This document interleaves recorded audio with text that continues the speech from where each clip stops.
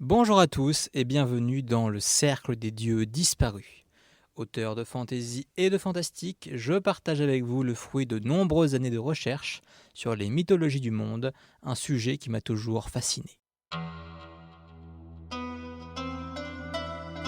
Bonjour à tous, nous allons terminer aujourd'hui avec le panthéon égyptien. Il reste quelques dieux majeurs et surtout beaucoup de divinités mineures, mais qui présentaient un intérêt pour les gens de l'époque et que je vous propose donc de découvrir. On reprend à la suite des enfants d'Horus avec Thoth. Thoth, dieu Ibis, fils de Ré. Il est le dieu du savoir et des inventions, une entité lunaire. Il est aussi seigneur du temps.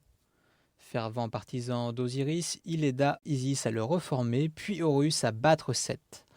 Il enregistre les résultats des pesées d'âme. Parfois, il délaisse les bis pour devenir un babouin. Néhémétaoui, épouse de Thoth, déesse défendant les plus démunis. Filiation inconnue. Séchat, fille de Thoth et de Néhémétaoui, symbole de sagesse, elle est la patronne de l'écriture, de l'astronomie, de l'architecture et des mathématiques. Elle protège aussi les archivistes royaux. Fille d'une entité lunaire, elle porte au front une étoile à 7 branches, souvent figurée avec un léopard de compagnie. Ptah, fils de Ré, époux et parèdre de sa sœur Sekhmet. Dieu ouvrier, c'est le plus grand artisan divin, sculpteur, forgeron, charpentier, armateur, constructeur et protecteur de ses métiers. Il est aussi le dieu de l'humanité. Bès, dieu des maisons, époux de Tawret, il limite au maximum les incidents domestiques et protège les villes des agressions barbares. Il a la forme d'un nain hirsute et difforme, doté, paraît-il, d'un sexe énorme. Ce pourquoi on l'associe à la joie de vivre. Est-il besoin de le préciser, l'Égypte était une société patriarcale. Taouret, déesse hippopotame des accouchements, pourtant perpétuellement enceinte, épouse de Bès. Satis, fille de Ré, déesse antilope chargée de l'écoulement des eaux que son époux Khnoum fait jaillir des cataractes du Nil.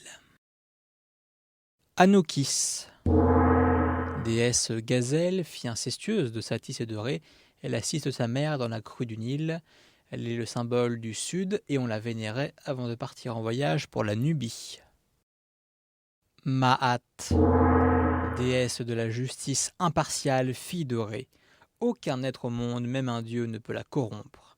Elle arbitre tous les différents divins et finit par trancher. Elle est responsable de la pesée des âmes qui détermine si un mort peut aller aux enfers ou si son âme est engloutie par la grande dévoreuse. Le principe, Maat, est l'ordre universel, tandis que l'Isséphet est le désordre. Bastet, déesse chat, fille de Ré, jumelle de Sekhmet. Elle est la déesse du foyer et des arts, parfois vue en protectrice des amours ou l'ennemie des fantômes. Autrefois lionne, comme sa jumelle, elle choisit un aspect plus doux en devenant la gardienne des maisons. La nuit, elle voyage avec Ré sous forme féline pour tuer Apophis une fois qu'il est à la merci de Seth. Maès, aussi surnommé Mi-Isis, c'est le fils de Bastet, un puissant prince guerrier à tête de lion. Pendant de Sekhmet, qu'il remplacera combattant Apophis durant le Nouvel Empire, il était prié par les simples soldats et peut commander au vent du désert. Dieu tutélaire de Léontopolis, la ville du lion en grec. Sekhmet, déesse lionne, fille de Ré, jumelle de Bastet, épouse et parèdre de Ptah. C'est la déesse de la guerre et le clergé l'implorait souvent d'envoyer des fléaux sur les ennemis de l'Égypte. La mythologie fait état d'une fois où elle s'est trop prise au jeu et a failli détruire le peuple égyptien. Elle est également la déesse de la médecine dans ses bons jours. Comme sa sœur, elle protégerait d'Apophis durant la nuit. Néfertum, dieu lion, fils de Ptah et Sekhmet, divinité des parfums symbolisée par le lotus. Associée aussi à la résurrection et l'immortalité. Serket, déesse scorpion, fille de Ré, patronne des guérisseurs, elle protégeait les hommes du poison. Anubis, Dieu chacal, fils adultérin de Nephthys et d'Osiris, adopté par Isis pour le mettre à l'abri du courroux de Seth. Divinité des morts, il inventa et transmit l'embaumement. Il est chargé de la préparation des corps pour le voyage vers l'au-delà et accompagne les âmes jusqu'à la pesée. Anupet, déesse représentée comme un chacal allaitant, épouse et père-rèdre d'Anubis, protectrice des dépouilles en attente de momification. Kebehut, fille d'Anubis et d'Anupet, personnifiant le liquide d'embaumement à base de natron. Elle purifie ainsi le défunt et protège le corps de la corruption future. Arsaphès, ancienne divinité à tête de bélier, il est associé au soleil et à la justice. Il possède aussi des pouvoirs sur les points cardinaux. Sa filiation n'est pas connue et son existence incertaine. Shé, dieu avatar du destin prenant souvent la forme d'un serpent. Tardivement, on le relégua au rôle de protecteur des vignes.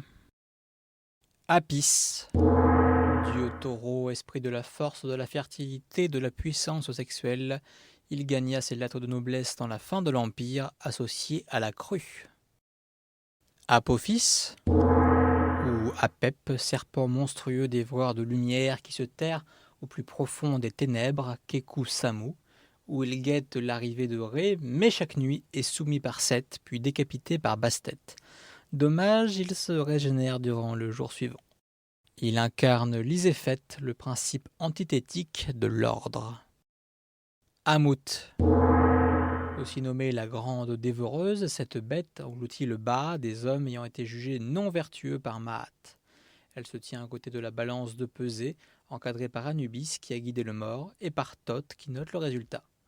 Elle a l'arrière-train d'un hippopotame, l'avant d'un lion et la crinière, ainsi qu'une tête de crocodile. Babai, une autre dévoreuse similaire à Amout avec des antérieurs de hyène. Elle se nourrit du Ka, c'est-à-dire la force vitale, des criminels.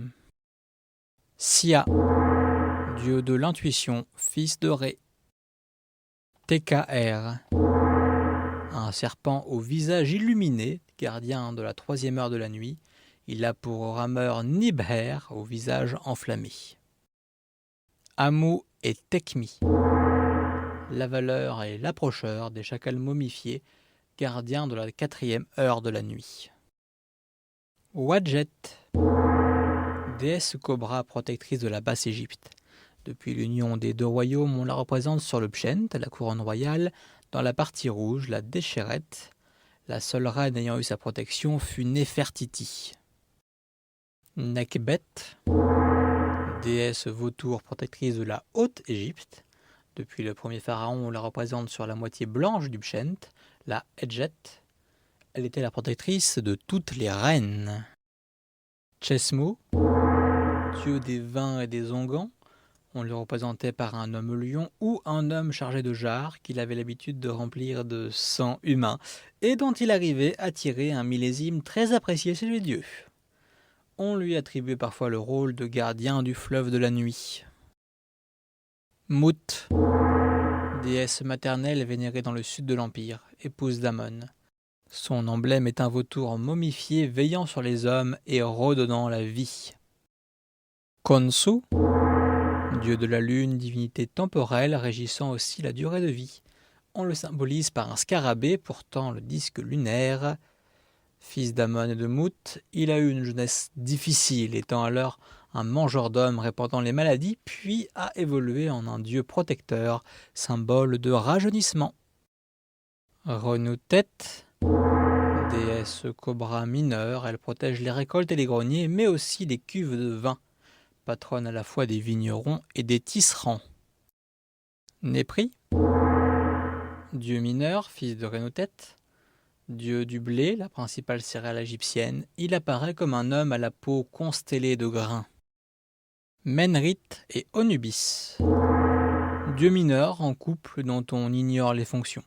Menrit était une lionne.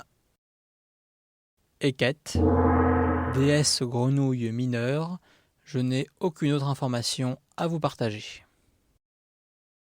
Sobdet, ou Sotis avec l'arrivée des Grecs, donnant son nom à une marque de cosmétiques français. Déesse personnifiant Sirius, dont l'apparition coïncide avec le début de la crue du Nil. C'est donc une déité de vie et de beauté. Elle est aussi associée à la chaleur, car le lever héliaque de Sirius est le début de l'été antique. Sopdu, fils de Sotis, dieu à tête de faucon protégeant la frontière est de l'Empire, capable de repousser les vents chauds. Pas du luxe en Égypte. Paquette, déesse aidant les prêtres à trouver l'harmonie et à affronter leur destin. Elle apparaît en guépard pour protéger Osiris ou en cobra pour détruire les ennemis de Ré. Mine, dieu des carrières et des mines. Vêtu d'un suaire, c'est pourtant une idole de la fertilité ityphalique qui incarne le succès de la vie sur la mort. Baba, dieu babouin, voleur et menteur notoire, c'est aussi un génie de la fertilité atteint de suractivité sexuelle. Mavdet, déesse léopard dont les taches sont des étoiles. Elle est la gardienne des secrets et des archives. Les fils d'Horus, génie protecteur des morts, les vases canopes contenant les organes des momies leur étaient dédiés. Amset, celui du sud, gardien du foie, a une tête humaine. Douamoutef, patron de l'estomac et de l'est, une tête de chacal.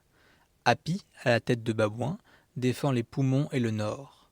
Le dernier, Kebessenouf, veille sur l'ouest et les intestins, avec sa tête de faucon. Aker, dieu de l'horizon, aussi bien celui de la Renaissance à l'est que l'horizon des morts à l'ouest. De fait, c'est un gardien sans pitié des frontières entre les mondes. Il est figuré par un bout de terre avec une tête à chaque extrémité. Babis, supposé dieu babouin de la violence, peut-être une invention tardive. Voilà pour les Égyptiens.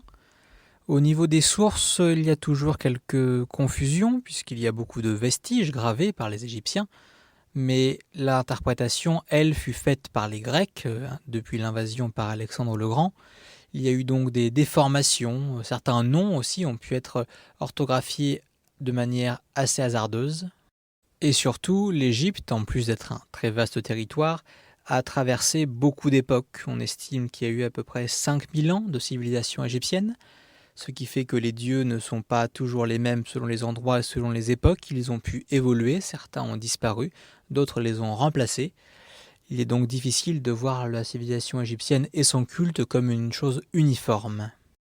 La semaine prochaine, on quitte les chaleurs du désert pour les grands froids, puisque nous remontons voir les Scandinaves.